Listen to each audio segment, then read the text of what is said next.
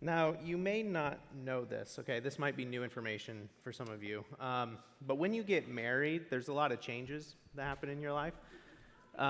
Hopefully, I didn't surprise anyone. But one of those big changes in my life was my wonderful wife, Nicole. She made me, graciously helped me to start eating a lot healthier.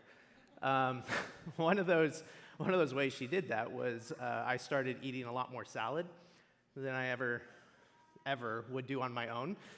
And I'll say, eating salad is quite the experience for me. It's not that I don't like it. Like, salad is okay.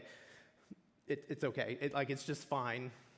And I can eat salad, and I can even be full. I could even, eat it and say, this is pretty good. I enjoy this. But every single time, without fail, every time I finish eating salad as a meal, afterward, I'm just like, man, I really need to order a pizza. It's just not, it's not doing it for me, right? Salad just, it leaves me very unsatisfied, no matter what. Very unfulfilling for me. Eating salad just never satisfies. It doesn't. We as humans, we just have this inherent drive within us to feel satisfied, to be satisfied, to feel fulfilled, And, for my stomach, it will tell me outright in a very on-the-nose way, you're not satisfied right now. But when we're talking about other areas of life that have to do with our hearts and our minds and other areas, it's not as easy as just calling Pizza Hut to get a pizza delivered. We don't always know what to do when we're chasing that fulfillment, that satisfaction. And I know I'm not the only one that kind of deals with some of this, with these questions of satisfaction and being fulfilled. And I love stats, okay? I love data. I love looking at polling data and statistics. And so I went in because I was just curious, what statistics tell us about kind of this conversation about satisfaction, life satisfaction, fulfillment. And I went in and found a few fascinating things. And so according to Gallup polling data from just last year, 20% of Americans reported outright dissatisfaction with their life. Now, 20% doesn't seem like a lot, but let me phrase it this way. Over 68 million Americans last year said they were dissatisfied with their life right now. That is a big number. It's a lot of people. But let's say we are satisfied with life. Overall, we would get, that question, are you satisfied with your life? And we would say, yeah, I'm pretty satisfied. We all have our ups and downs, but overall, pretty satisfied, which would be 80% according, to this data. So even if we are satisfied, there was another study done by Lifeway Research that said that over half of Americans, and so more than that 20%, right? So over half of Americans still, on a monthly basis, contemplate the question, how can I find more meaning and purpose within my life? So even while we may be satisfied with life, feeling pretty good about it, we're still looking for more meaning, more purpose, even while we're satisfied. And we know that life satisfaction and happiness and meaning and purpose, we know that there's a strong correlation between these concepts. A review of 171 global studies found that individuals who perceive their lives as meaningful also will report higher levels of life satisfaction. One study published by Frontiers, which is a leading global research publisher, said, and I quote, meaning in life and hope are significant predictors of positive life satisfaction. So these are connected. As I was going through all these statistics, there was a trend that jumped out to me that I think is pretty relevant for us this morning as we start talking about this.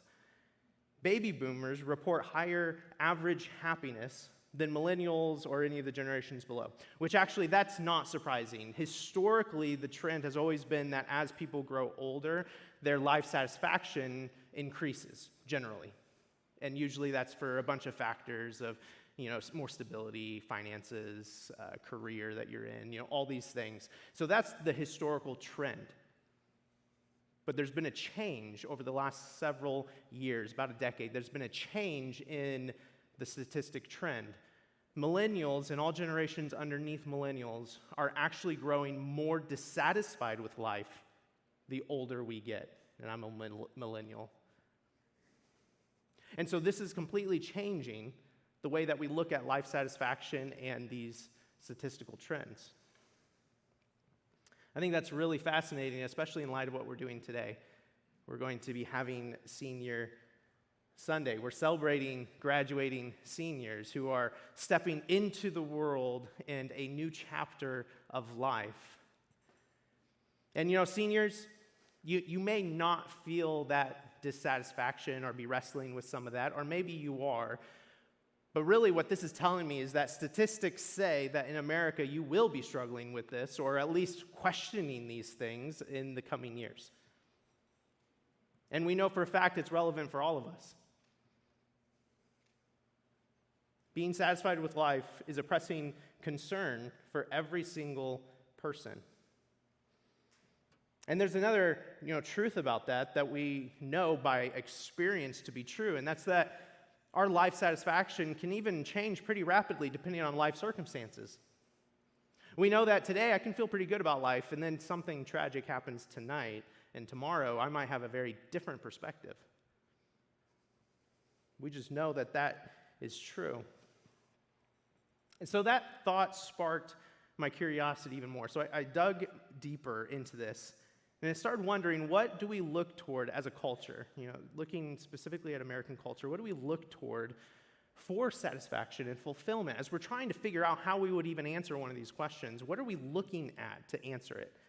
If we're looking, at that 20%, 68 million Americans, they're dissatisfied with life, and yet most of us, over 50%, most of us are trying to find more meaning, more satisfaction in our life, even while we feel okay, and we know that it can change. What factors are we using to define satisfaction? Really, it's what do we think gives us satisfaction in our life? Pew Research asked an open-ended question, and this was a huge research project that they did. And they asked an open-ended question, which what that means is they asked a question and then people could just say whatever came to mind. And they asked this question: what makes your life meaningful, fulfilling, or satisfying? And you can see the results here. Number one was family by huge margin. Family, career, money, faith, friends, hobbies, health, all these things. Learning, when I did this and answered it for myself, learning was one of the high ones. And so let's take a moment. And what comes to your mind? Which one kind of resonates with you? There's no right or wrong answers, but just think of it for a moment. What gives you meaning, satisfaction, fulfillment in your life? Which ones resonate?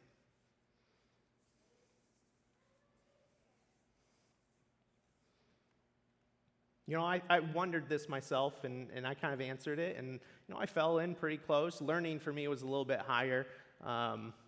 But I asked staff, I asked friends, asked family, and it pretty much aligned, with this. And I'm sure a lot of your answers probably align with it too. And as I looked at this, I saw, faith was 20% of Americans. And this is all, Americans that are included in this. And I was just curious. I wonder what the numbers would be for Christians and if that would really actually be different. And then I continued to read the study, and they actually did do demographic work on the study. And so there was a way to say if you were Christian. And really what they found was that even just Christians, so this is just Christians answering, only 28% of Christians said faith in their answer for what gives them meaning, which I found fascinating. What makes your life meaningful, fulfilling, or satisfying? Ecclesiastes is a book within the Old Testament of the Bible, and that's the book that we're going to be covering over the course of this entire summer. And Ecclesiastes is written by a man who's wrestling with this very question: what makes your life meaningful, fulfilling, or satisfying? Go ahead and load up your Bibles. Turn there with me. If you're using one of the Bibles that we have in front of you, it's page 550. And we're just going to be at the very beginning of Ecclesiastes and look at this introduction.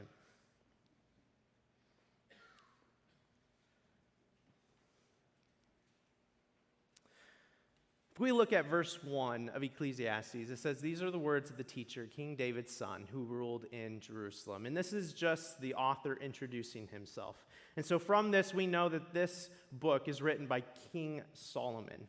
And we know, historically, this is written toward the end of King Solomon's life. And King Solomon was king from around 970 to 931 BCE, which, if we do the math, it's about 1,000-ish years from Jesus. Okay, before Jesus. Solomon was the son of King David, which most people have heard of. He was the son of King David, but Solomon himself was the wealthiest, the wisest, the most politically influential king in Israel's history. Solomon was the guy. He built the very first temple in Jerusalem among countless infrastructure projects that made the nation better. He made alliances throughout the known world, including with superpowers like Egypt. He really ushered Israel into their golden age of peace and prosperity and wealth. That's Solomon. He also wrote Proverbs, most of Proverbs. He wrote Song of Solomon and Ecclesiastes, all books within our Bible today. Ecclesiastes was his last written contribution to Scripture. After really, a pretty successful life by really all standards that we can think of, all worldly standards.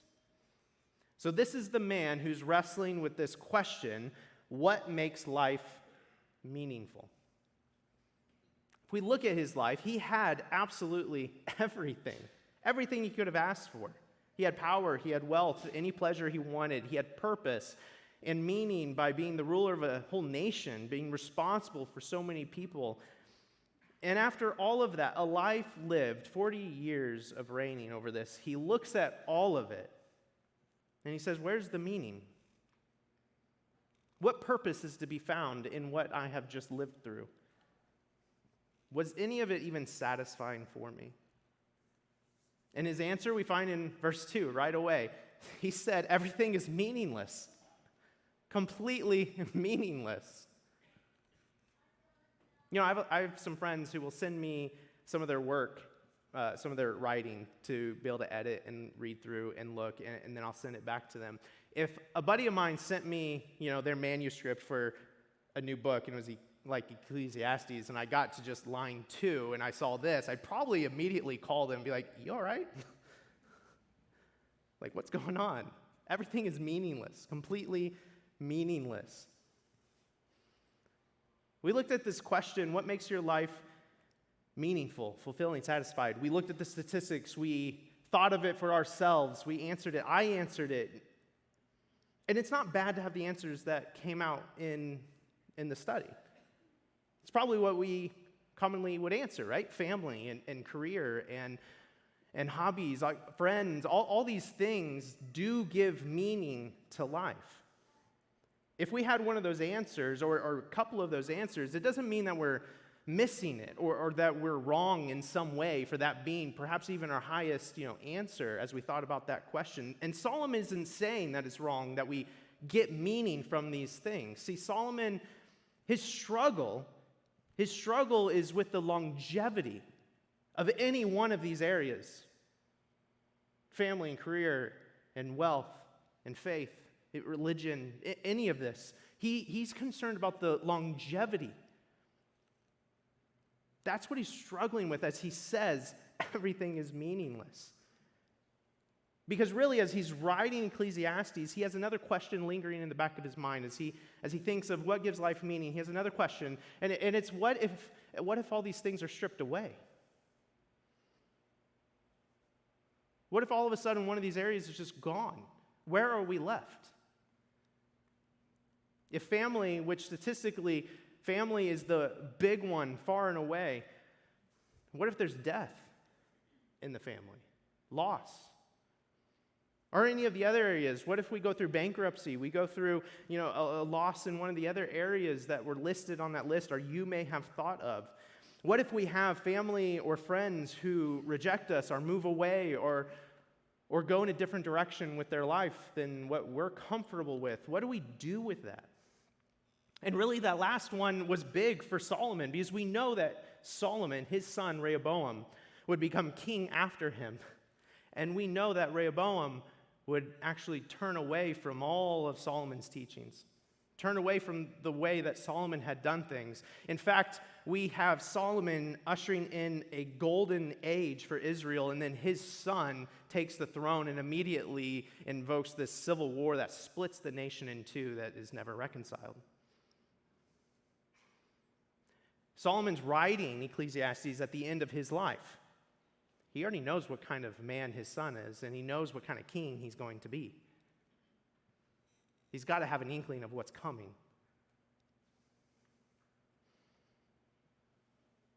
So Solomon is struggling with this.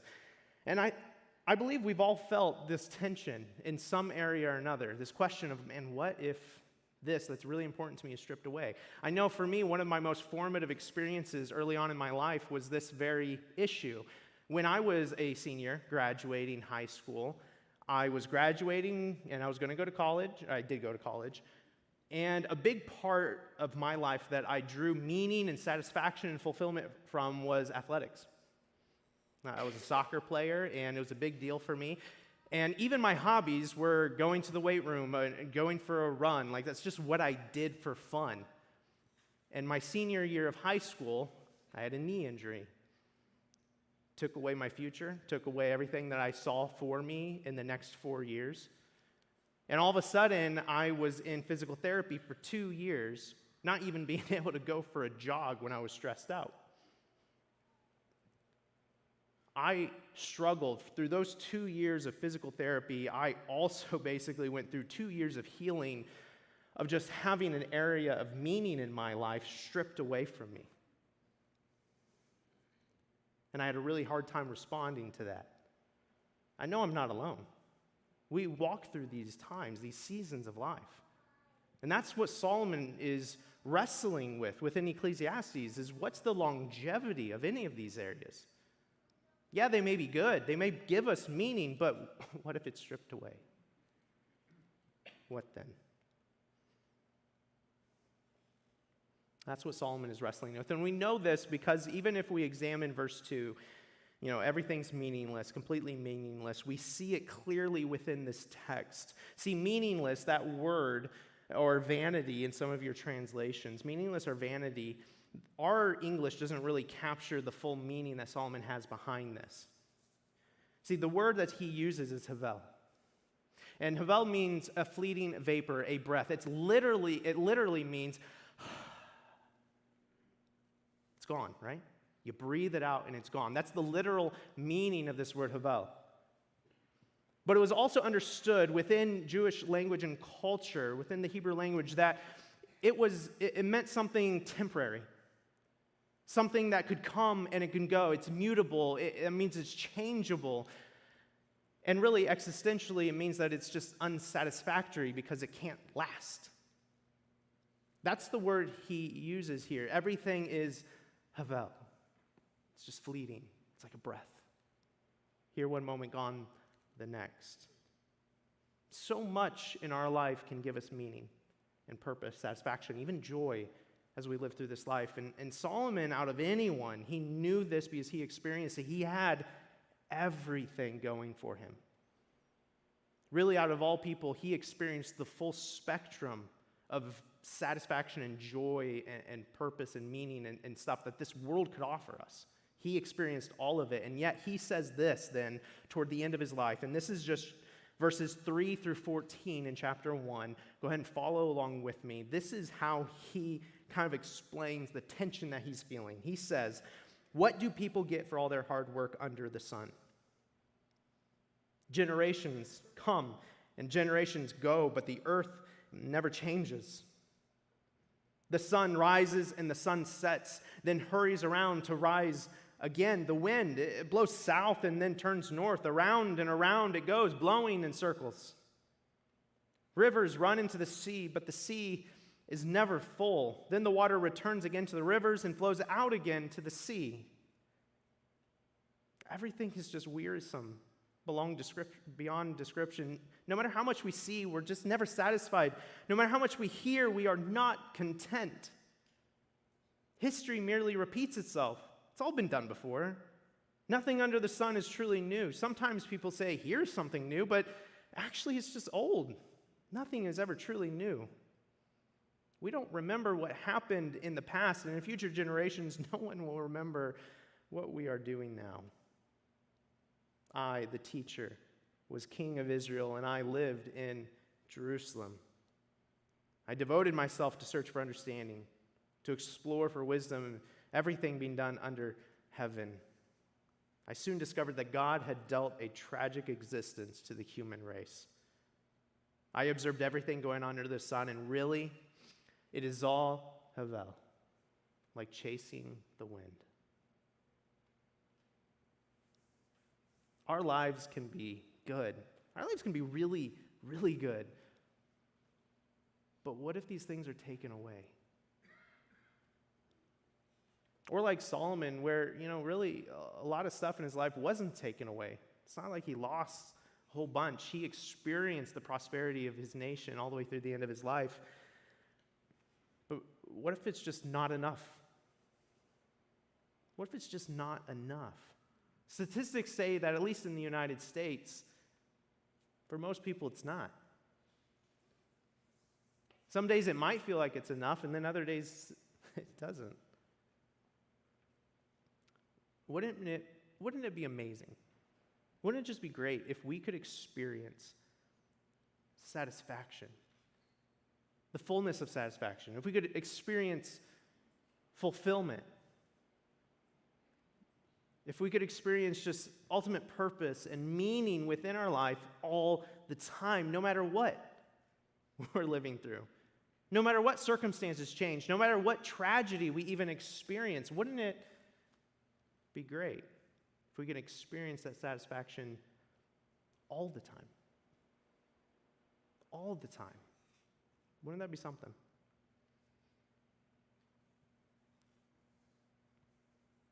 Solomon's main point that we're going to discover throughout this series is that we can. It is possible to experience a fullness of satisfaction and meaning and purpose in our life right now. But there's only one way to get there. We can chase after all these areas of life that really do give meaning in many, many ways, like family and career and hobbies and community. All these things do give meaning, but there's only one way that gives us meaning that is sustainable, that persists, that even in our darkest moments, even in tragedy, we can still feel the fullness of satisfaction, and that one way is Jesus Christ. A relationship with God. That's the only place where we find a sustainable satisfaction that cannot be stripped away. That is what Solomon is going to try to tell us. That is what we're going to look at throughout the course of this entire summer. See, this is the journey that he takes in Ecclesiastes, and we're going to see it as we go through it over the course of the summer. But this is his journey. In chapter 1, we saw this line, everything is meaningless, completely meaningless. And then in chapter 2, he says, but as I looked at everything I had worked so hard to accomplish, it was all so meaningless, like chasing the wind. Because what Solomon does is he begins to explore all these areas of life that he got meaning, whether it was chasing wisdom or trying to learn as much as he could and get more and more knowledge, or chasing pleasure, or chasing anything and everything. He says, but as I looked at all of that, like chasing the wind. And then he says in chapter 3, yet God had made everything beautiful for its own time. He has planted eternity in the human heart, but even so, people cannot see the whole scope of God's work from beginning to end. So I conclude there's nothing better than to be happy and enjoy ourselves as long as we can. And then he says in chapter 12, which is the closing chapter, now this is my final conclusion. Fear God and obey his commands, for this is everyone's duty. We see this progression where he is just dealing with this tension, but he does discover fullness of joy in God. And that's what sustains. We're going to struggle as we go through Ecclesiastes. We're going to walk in that tension between meaningful yet temporary worldly pursuits and then everlasting, sustainable joy that we find in God. And we're going to just see that tension. We're going to walk in it as best as we can. Because what Solomon is trying to do is he's trying to get us to think long term, to have an eternal perspective. Because only when we have an eternal perspective, as God does, are we able to overcome the disappointment that we're going to experience. If we continuously chase all these other areas, there will be disappointment because what if it's stripped away? And not only that, we're also going to be able to find freedom. We're going to be able to eliminate some of the more harmful reactions to this worldly havel, right? This temporary nature of the world, which manifests, especially in our culture today, but it manifests with a fascination with immediate self-gratification, in selfish behavior, and in a short-term reward mentality. I mean, our culture loves these things. Immediacy is celebrated and almost worshipped by our American culture. You know, Amazon will overnight me anything. In fact, if I order in the morning, it's going to come in the afternoon. If I go to the doctor's office with my kids, it's really not that boring because I can just play Angry Birds for like 2 hours. No big deal, right? But the problem is that having a culture like this and all these wonderful things at our fingertips, it warps our perspective, creates an appetite for quick outcomes. And so really, the idea of patience or a long-term objective becomes almost painful for us.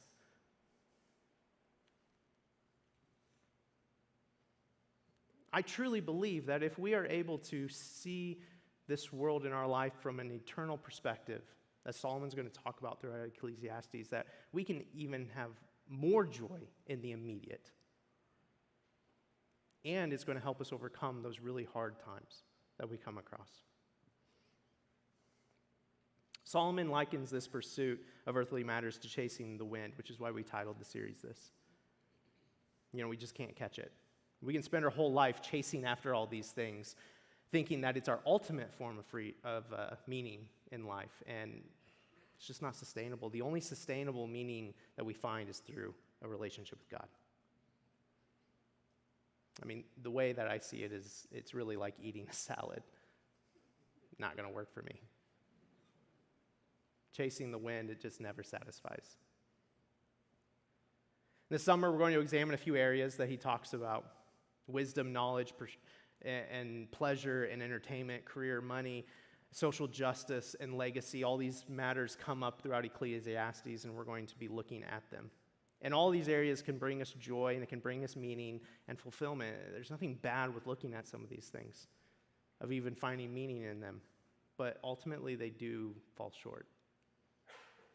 And so my request for you every single week as you either listen online or you come throughout this summer is to have an open mind and heart and ask yourself, am I relying on this topic, whatever it may be? Am I relying on this to satisfy me more than I rely on God? And we may be surprised on some of those areas where maybe we didn't even realize it. Maybe we're counting on that more than we're counting on a relationship with Jesus. Now, I'll be honest too. Ecclesiastes, which I pray that you read through it throughout the summer with us, read through all of it as we go through. I will be honest though, Ecclesiastes is kind of a downer, as you can tell by verse 2. It's kind of a downer. But this series isn't supposed to be depressing. It's not supposed to make anyone feel guilty either. There's no shame, there's no guilt in finding meaning in these areas of life. Remember, all these areas, they're good. They're good in their own way, and Solomon's not really arguing against that. And so I'm going to be totally upfront with you so you know exactly our intention behind this series. These are our goals. What do we want to learn? We want to learn to embrace God's sovereignty. We want to learn how to live with an eternal perspective and learn how to find contentment and joy in this life. And what do we want to experience? The experience that we want to have over the course of this summer is to have freedom from fruitless striving after things that really aren't going to fill us up. And to have hope amidst injustice, as we'll find in this series. That's a huge matter for Solomon, and we'll see it in Ecclesiastes again and again. Hope amidst injustice. And then lastly, just have joy in all of God's gifts. the gifts that he's given you and the gifts in your life all around you.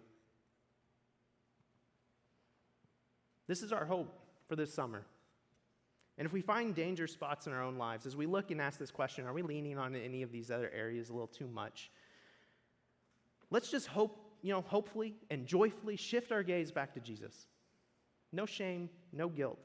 Because as depressing as Solomon may be in his writing, his message truly is one of freedom, of hope, and of joy. Let's pray. Lord, thank you so much for all that you do and all that you have done. Thank you for your gift of Ecclesiastes to help us to be able to refocus on you and just understand that all the good things in life, it's not always enough, but you are. You will never leave us nor forsake us. You cannot be taken away. Not a single one of us, your children, can be taken from your hand. And that is something that we can rest in, have joy in, and confidence in.